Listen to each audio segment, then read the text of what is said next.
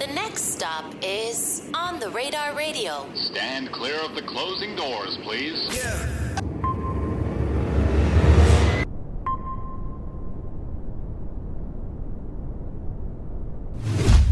You got people that's entertained by crazy shit, and then you got people that's looking at me and they overlook it.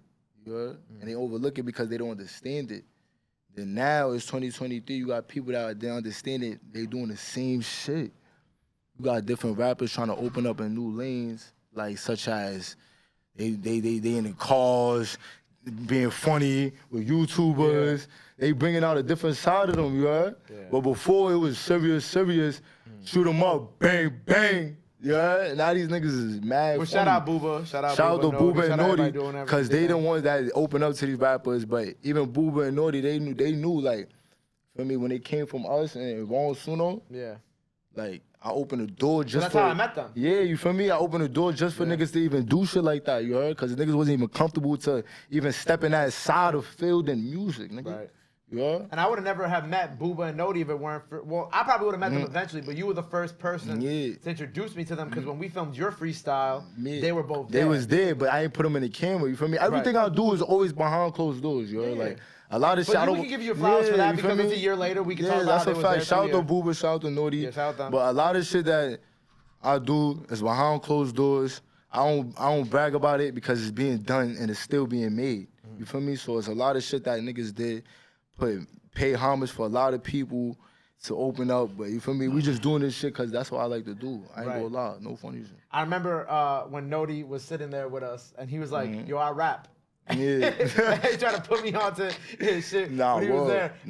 And it was funny because he actually called me like, literally I think during Christmas week, he's like, yo, I'm on live right now. I'm on the live stream. Yo, Gabe, tell them you said I need to get my bars up before I can come on the radar. He's like, you live to 3,000 people. And I was just like, I know he ain't put me. I'm like, first of all, how you got my number?